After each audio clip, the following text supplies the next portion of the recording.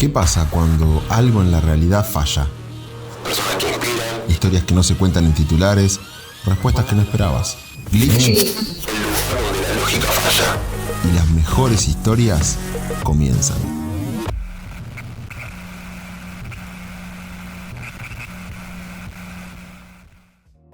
Bienvenidos y bienvenidas a un nuevo episodio de Glitch, Rompiendo la Realidad, el video podcast donde ponemos en primer plano lo que muchas veces queda oculto detrás de los muros de la universidad.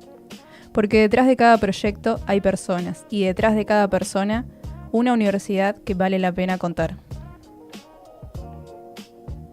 Hoy nos acompaña una invitada muy especial. Es docente de la Unidad Académica Caleta Olivia y está a cargo del taller literario, una propuesta que ya es parte del ADN de nuestra sede. No solo por la continuidad, es la actividad con más años de desarrollo ininterrumpido, sino por el espacio de expresión, lectura y creación que abrió para tantas generaciones de estudiantes y muchas personas de nuestra comunidad. Ella es Natalia Soria, especialista en lectura, escritura y educación, y apasionada por el lenguaje, pero también por los viajes, la música y la vida compartida en movimiento. Aunque se incorporó hace pocos años a la UMPA, su llegada dejó marca, porque combina sensibilidad, compromiso y una forma única de habitar lo académico sin perder lo artístico. Y sí, además de libros, suma en su historial varios recitales memorables, kilómetros recorridos en distintas geografías. En este episodio vamos a conocer su recorrido, su mirada sobre la lectura y la escritura y el detrás de escena de una de las propuestas más queridas de nuestra comunidad universitaria. Bienvenida, Natalia, ¿cómo estás? Bueno, buenas tardes a ustedes. La verdad sorprendida con todo Qué qué presentación, ¿no? Contanos un poco quién es Natalia Soria, dónde nació, dónde estudió, cuáles eran las motivaciones y los sueños desde pequeña. Bueno, nací en Caleta Olivia, como siempre decimos, soy nativa, o Nick. Bueno, mi formación inicial, todo lo que es preescolar, primaria, secundaria, lo transité en el Instituto Marcelo Spínola. Y cuando digo Instituto Marcelo Spínola también se me llena el corazón de nostalgia porque para mí es mi segunda casa, porque desde los 4 años hasta hoy, los 45 años, son una vida recorrida. La verdad es que primero como alumna, o después como profesora, y bueno, y aún continúo. Entonces, bueno, tengo esas escenas de nostalgia que como en ciertas instituciones que me generan cariño, afecto, aprecio, ¿no? Y lo mismo construyendo por la universidad, que bueno, que si bien ingresé no hace mucho tiempo, también es como que me fui haciendo mi lugar y la verdad es que bueno, el espacio del taller literario, el cual dirijo actualmente, me llena también de felicidad y alegría por todo lo que uno da y lo que recibe, ¿no? ¿Recordás el momento o las circunstancias que mezclaron esto de la literatura con la docencia? ¿Cuál fue el origen? ¿Y fue el camino que imaginaste ibas a hacer? La verdad es que nunca pensé en la carrera de letras, pero sí tenía cierto gusto por la lectura y escritura, porque hablando de educación y de esos profes que a uno siempre lo conducían por los caminos que hasta ese momento uno desconocía, yo recuerdo a mi profesora de lengua y literatura de la secundaria, que fue Marita López. Ella era, además de ser profesora, era más que una profesora, era como una madrina prácticamente de cada uno de sus estudiantes, y ella fue la que me enseñó, la que me inculcó el gusto y placer por la lectura. Cuando yo egreso de la escuela, digo, ¿qué voy a estudiar? Porque como todos, hay una diversidad de carreras que rondan por nuestra cabeza y no sabemos. Entonces ahí es que decidí emprender mis estudios de licenciatura en letras en Comodoro, que me costó mucho también porque siempre fui muy sobreprotegida por mis padres. Entonces el despegue, ¿no? Esto de irme a otra ciudad, por más que estamos cerca. ¿Sos hija única? Somos 2. Pero soy como la mayor, entonces siempre la mayor es la que recibe más como protección o sobreprotección, digo yo. Entonces irme a otra ciudad cuando acá prácticamente mis padres me hacían todo, me iban a buscar de la escuela, me ayudaban con las tareas, eran padres presentes, a pesar de que tenían mucho trabajo, siempre estuvieron conmigo. Y bueno, ahí empecé mi carrera no solamente mi carrera de letra, digo mi carrera de soltarme, de independizarme, de pensar en qué es lo que quería, de pensar en que había un camino que lo tenía que transitar sola y que tenía que ir decidiendo qué estaba bien, qué estaba mal, de equivocarme también porque me equivoqué. La primera carrera en la que me anoté, me acuerdo que fue bioquímica. Fue una sola clase, me dieron un cuadernillo para resolver, dije esto no es para mí y me fui. Y ahí mismo, ese día, bajé a la Facultad de Humanidades y Ciencias Sociales y me anoté en la licenciatura en Letras. Pero divagaba por un montón de carreras hasta que yo sabía que tenía que ser esa, porque mi orientación era eso. Y con ese sentimiento de pertenencia hacia una institución como el Instituto Marcelo Spínola, que nos contaste, atravesaste todos los niveles, ¿cómo fue el paso? Más allá de esto de la independencia y la situación familiar, ¿cómo fue para Natalia la experiencia de este paso gigante que hay que dar saliendo del secundario, metiéndose en la universidad? Fue difícil porque yo todo feriadito que había en el medio me venía para Caleta y mi mamá me decía, Nati, no es así. O sea, vos tenés que quedarte allá porque no podemos pagarte los pasajes cada rato que vos tengas que venir. Hasta que después yo entendí de que la vida pasaba por otro lado, que uno tenía que aprender también a estar solo, que era lo que yo no sabía, estar sola. Yo siempre sabía que llegaba a mi casa y me esperaban. Y en Comodoro era estar sola. O sea, por más que vivía con un grupo de compañeras con las que compartí también la secundaria, todas habíamos elegido carreras distintas y también eso fue de alguna manera un detonante para aprender a conocer otras personas también, porque si bien éramos amigas, ya cada una empezó a tener grupos distintos, acorde a las carreras que uno elegía. Entonces ahí nos dispersamos, después empezamos a vivir solas, a alquilar solas, porque teníamos otras necesidades. Y bueno, y así fue esa Natalia como creciendo, decidiendo, y hoy la verdad es que con 45 años miro para atrás y digo cuánto crecí, porque de ser una niña o joven o adolescente callada, porque a mí me costaba mucho expresarme, verme ahora, no sé, dando clases, claro. No sé, a veces me cuesta mucho el tema de los medios, pero todo eso era para mí una negativa total. Y la carrera en sí me ayudó mucho a crecer.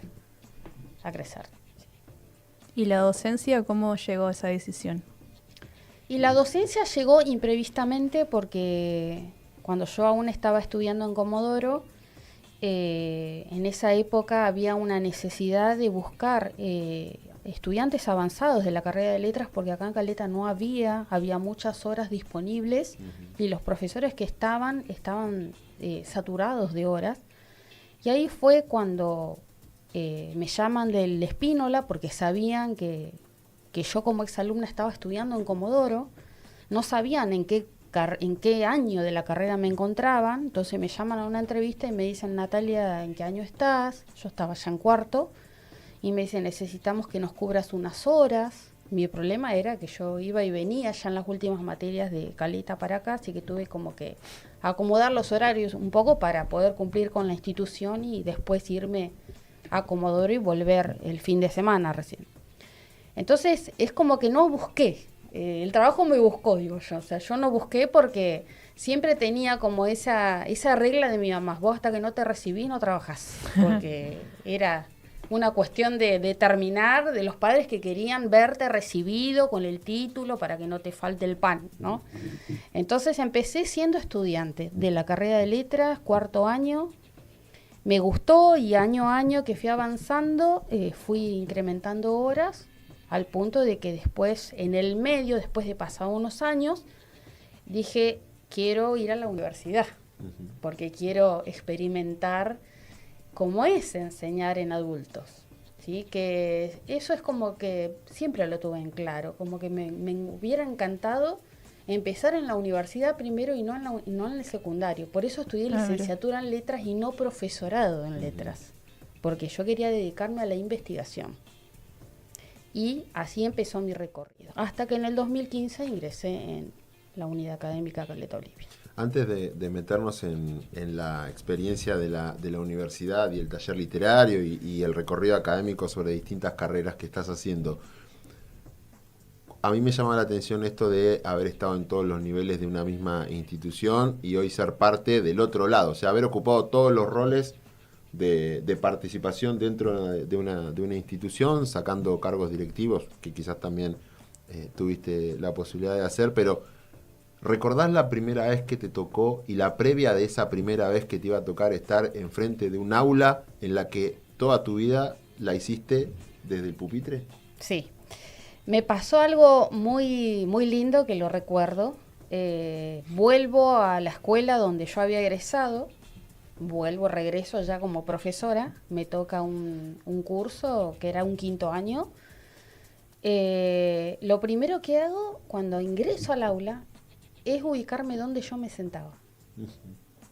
No en buscar, no a ver quiénes eran mis estudiantes, sino me paré y tuve la visión desde otro lugar, porque mi visión hasta ese momento había sido como alumna, sentada en el pupitre, escuchando a los profes, y ahora estaba del otro lado. Entonces, al colegio lo conozco como la palma de mi mano, entonces transité por todas esas aulas, y entrar a ese aula era a ver dónde me sentaba, si eran las mismas mesas, si eran la misma silla. Y bueno, y después fue un desafío pararme ya al frente a dar clases, porque yo no sabía cómo iban a reaccionar los estudiantes, porque éramos casi de la misma edad. O sea, había muy poca diferencia. Entonces costó que justamente la profe de lengua joven venga a decirnos a nosotros lo que tenemos que hacer.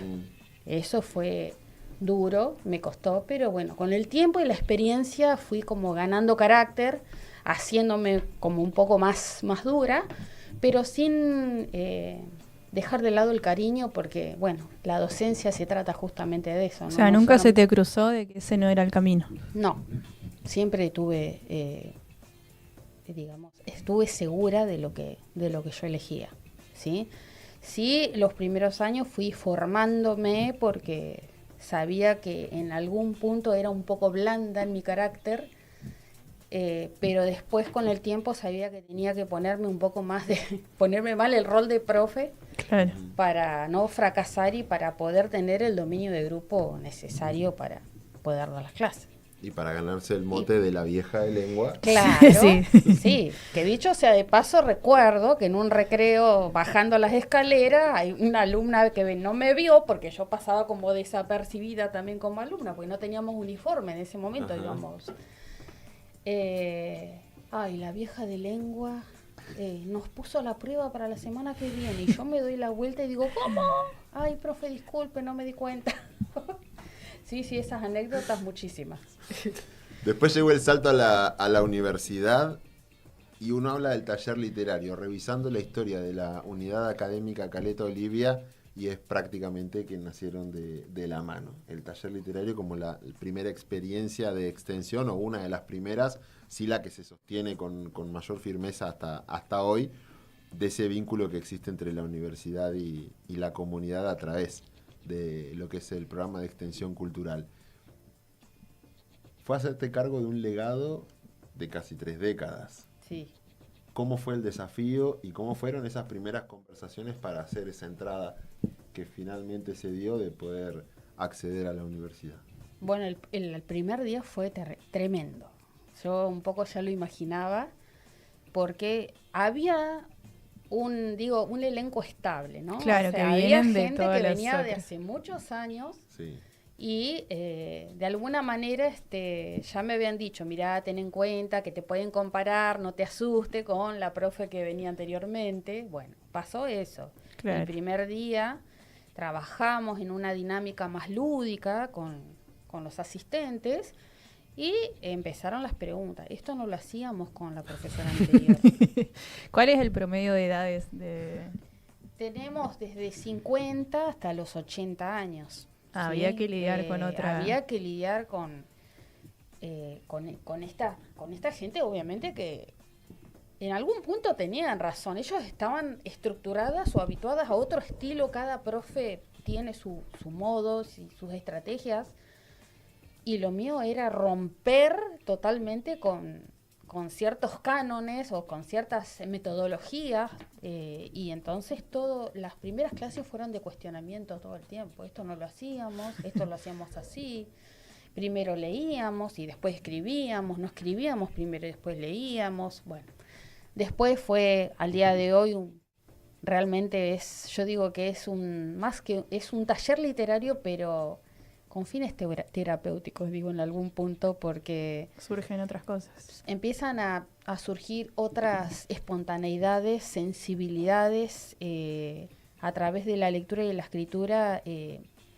Se dan escenas a veces de llanto, lloramos, nos reímos, porque la escritura tiende a brotar desde el corazón, desde la sensibilidad, y todo eso a flor de piel.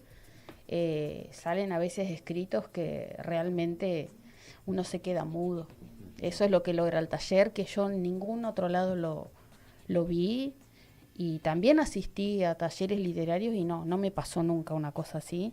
De vernos los rostros y todos estar empapados en lágrimas por conmoverse con la situación del otro, con las experiencias, pero también el espacio para reírnos, para hacernos chistes, para crear un relato humorístico a partir de ciertas técnicas lúdicas y de lo que traen los asistentes y que tienen ganas de hacer en ese día, ¿no? O sea, no es solamente lo que propongo, sino lo que ellos traen. Si tuvieses que hacer un conteo como el velocímetro de un vehículo, ¿cuántos kilómetros o millas recorridos llevas viajando y yendo a recitales? ¿Y dónde surge ese amor por la música o el disfrute de la música, los recitales y todo lo que genera ese movimiento? Bueno, los recitales, amo el rock, voy a decir. Yo escucho rock. A veces parecería un poco raro ver a una profe de lengua. Veo, sí, no me saldría por ahí. Me encanta el rock, me gusta. Voy y muero por ir a los recitales desde los 25 años. Eternamente, no sé, tengo alertas que me avisan de todos los artistas que vienen, entonces no me pierdo nada. Y los viajes... También, aproximadamente desde los 24 o 25 años que empecé a viajar cerca, Chile, Brasil, y después era como que yo pedía más, conocer más allá. Pero esos viajes, viste que hay dos formas de viajar, ¿no? El viaje te decir de que vos te querés ir para afuera porque querés salir de esto, y el viaje para conocer cultura. Bueno, yo hago ese viaje para conocer cultura, para experimentar con la gente, charlar con la gente. No me gustan los tours guiados, me gusta ir y explorar a mi manera. Mapa en mano y caminar. Mapa en mano, caminar, entrar a los museos, entrar a alguna casa que no sé, que tiene algún cartel que, no sé, es reconocido el edificio por algo. Me encanta, busco todo el tiempo explorar porque soy muy curiosa. Soy muy curiosa con eso. ¿Cuál fue el viaje más loco que hiciste en esta búsqueda de cultura o recitales o el hecho de conocer? El último que hice fue que fue curioso porque no quería guía. Yo tenía una guía, pero yo estaba rebelde. O sea, yo me iba para otro lado, no donde la guía me decía. Después la guía entendió qué es lo que yo quería, pero bueno, fue en Edimburgo. Porque a mí esa ciudad me cautivó porque yo pensé que estaba dentro de Harry Potter, de la película.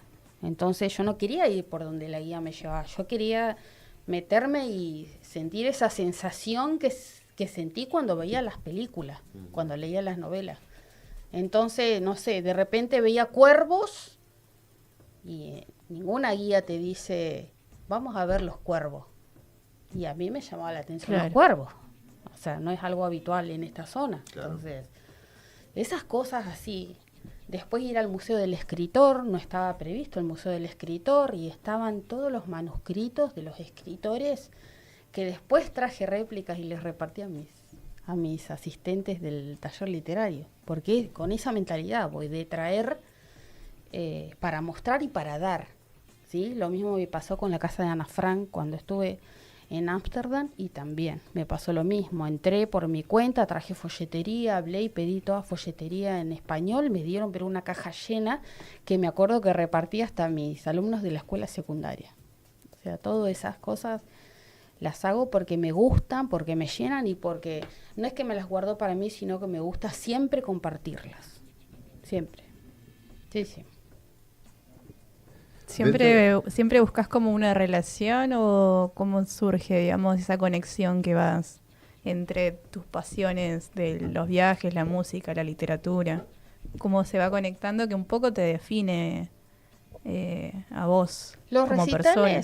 Los recitales para mí son una carga energética increíble. O sea, lo que yo siento cuando asisto a un recital es como todo lo que me falta para venir a Caleta y seguir adelante. Yo cada vez que vengo de un viaje o vengo de un recital, es como que me dan ganas de hacer un montón de cosas. O sea, vengo como que me inflo. Es una necesidad. Yo digo que es una adicción. En mí los recitales y los viajes es una adicción. Y no alcanzo a llegar y ya estoy pensando dónde más voy o qué otro viaje o recital puedo programar para asistir. ¿Y te pasa de querer volver? Viste que uno siempre cuando viaja flashea, acá viviría. No, eso no me pasa. En el primer viaje que hice, cuando viajé a Holanda, fue el primer viaje que hice a Europa, me pasé que me di cuenta cuán lejos estaba de mi familia. Cuando yo llegué, después de todo el estrés que genera, porque hay un estrés también que te genera hasta que llegás y te ubicás y demás, me acuerdo, en la cama del hotel y lo primero que hago es buscar un mapa y ver dónde estaba yo y dónde estaba mi familia. Que no te había pasado en otro lado. Nunca me había pasado eso. O sea, allá me pasó y ese primer viaje lo hice con mi hermano. Fue un viaje de hermanos, porque también tuve esa etapa donde viajaba con mi hermano. Yo lo disfruté mucho a mi hermano. Éramos muy cómplices los dos. Entonces, vamos para acá, vamos para allá. Sí. O sea, muy curiosos los dos. Hoy en día ya no me acompaña porque tiene su familia, tiene mi sobrino, o sea, es otra realidad, pero vivimos esa picardía de hermanos que hasta el día de hoy no falta, pero bueno, son otras realidades, ¿no? Y nos decía, che, Nati, me decía él, qué lejos que estamos de casa. Sí, estábamos lejísimos. Pero bueno, disfrutamos y cuando terminó el itinerario, qué bueno hacer las valijas para volver a casa. Pero nunca pensar en irte a vivir a otro lugar. Yo jamás me iría de Caleta. Eso no lo haría nunca. Por más que he recorrido ya bastante, la verdad es que Dios me dio la posibilidad de poder viajar y me gusta siempre compartirlo con todos los que por allí no lo pueden llegar a hacer. Entonces, siempre pienso en eso, ¿no?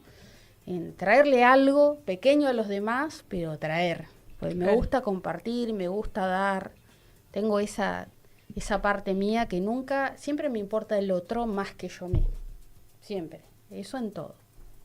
¿Y qué hay detrás de esto que muchas veces uno escucha sobre las ganas que tienen algunos de irse de la ciudad? ¿Qué tiene Caleta que te hace que ni se te cruce por la cabeza irte, sino todo lo contrario?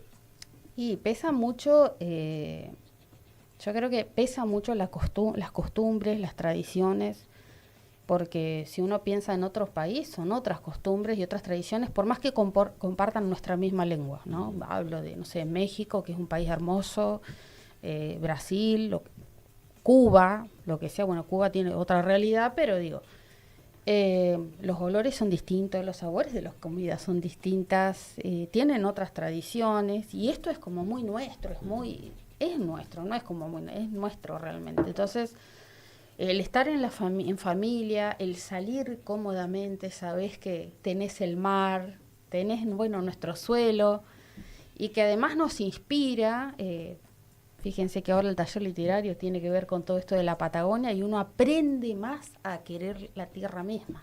Esta es nuestra identidad, ¿sí? Más cuando nosotros nacemos acá.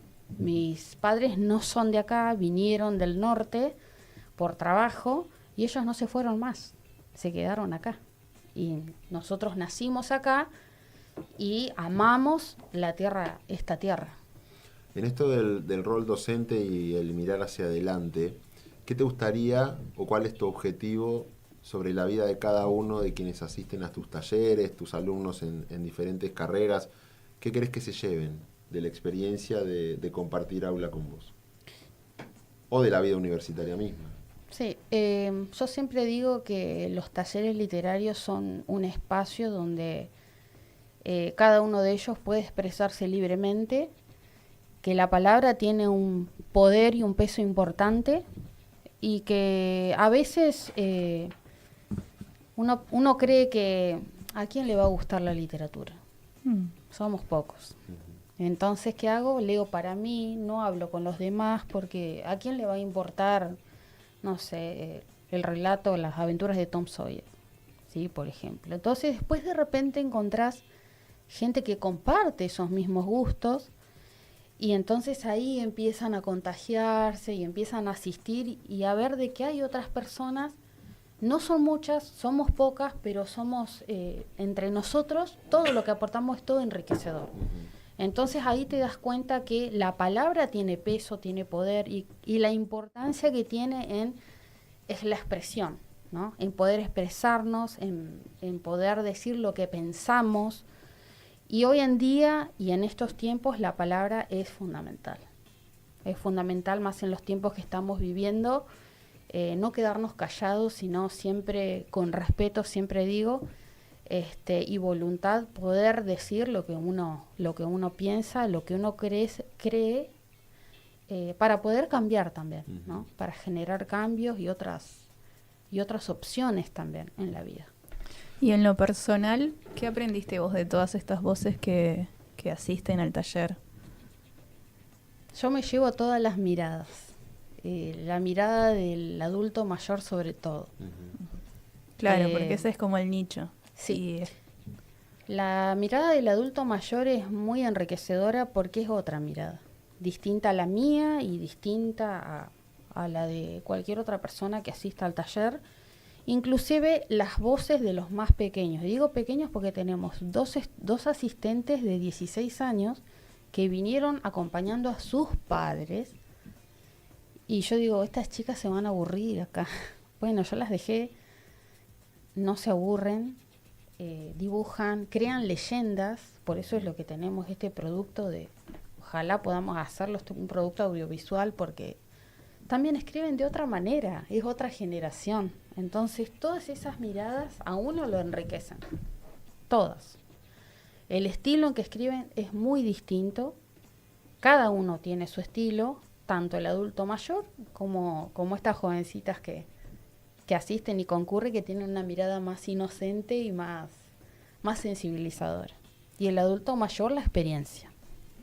Bueno, Natalia, ha llegado el momento de la pregunta glitch. A ver. La última de las preguntas que te vamos a hacer. La tenemos acá anotada. En el episodio de hoy. ¿Con qué me van a sorprender? Si tu vida fuera un libro, ¿en qué página harías un glitch para cambiar la trama y qué capítulo jamás tocarías? Las aventuras de Gulliver, bueno, las aventuras de Natalia, ¿no? Sería. Sí. Eso no lo cambio por nada. Sigo siendo firme a esa vida donde yo encuentro la alegría y la felicidad, ¿no? Esto de que hablábamos, ¿no? La música, la combinación de la música con los viajes, o sea, eso ahí no lo toco. Y si tuviera que cambiar algo, la verdad, hubiera cambiado el rol de el empezar al revés, digamos, ser docente, ¿no? Empezar por los grandes, o sea, disfrutarlos más a los grandes y ver después qué pasaba con los adolescentes. Porque mi objetivo inicial siempre fue enseñar a adultos, pero la vida me presentó otra realidad, ¿no? En el momento en que uno sale el trabajo, lo primero que hace es tomar la propuesta inicial, ¿no? En este caso, y seguramente la vida tendrá sus fundamentos Claro, de por algo qué fue tuve así. que comenzar al revés, ¿no? Pero siempre por el trabajo muy agradecida, no es que tuve mala experiencia ni nada, pero hoy me doy cuenta que mi realidad es ser docente de adultos. Ahí encontré.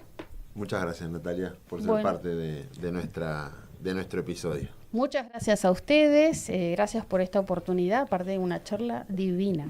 Me encanta. Gracias. Gracias por escucharnos. Esto fue Glitch, una producción conjunta entre Radio Vanguardia y el programa de comunicación institucional de la Unidad Académica Caleta Olivia. Nos reencontramos en el próximo episodio para seguir conociendo las historias que nos hacen crecer.